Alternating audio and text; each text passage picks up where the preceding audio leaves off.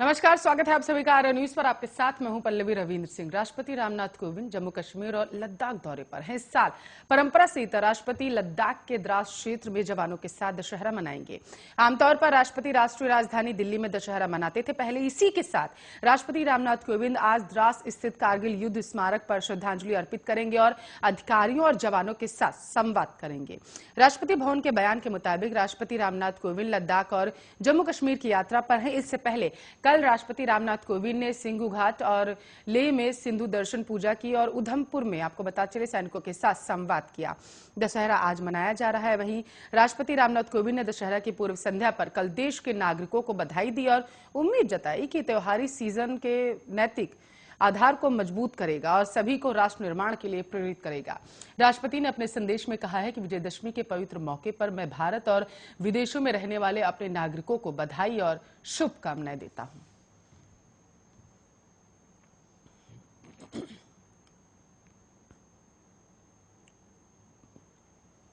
RSS प्रमुख मोहन भागवत ने राष्ट्रीय स्वयंसेवक संघ के 96वें स्थापना दिवस के मौके पर कहा है कि हम ऐसी संस्कृति नहीं चाहते हैं जो विभाजन को चौड़ा करे, बल्कि ऐसी संस्कृति हो जो राष्ट्र को एक साथ बांधे और प्रेम को बढ़ावा दे। उन्होंने कहा है कि मंदिर पाने शमशान एक हो, भाषा ऐसी होनी चाहिए जिससे समाज जुड़े। समाज में भेद पैदा करने वाली भाषा नहीं होनी चाहिए। नई पीढ़ी को इतिहास जानना ही चाहिए।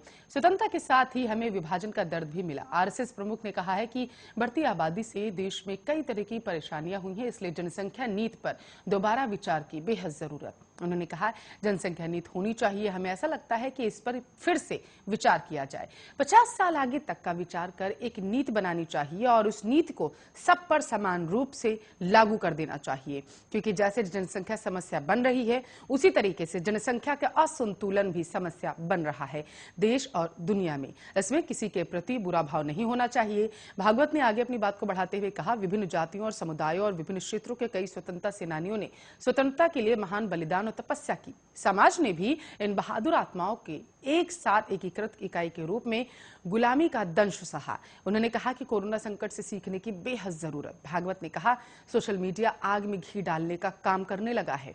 देश में अराजकता फैलाने का काम हो रहा है और इसके साथ साथ विजयदशमी के अवसर पर आरएसएस ने नागपुर में अपने मुख्यालय में शस्त्र पूजन किया। इस दौरान मंच पर आरएसएस प्रमुख मोहन भागवत भी मौजूद रहे।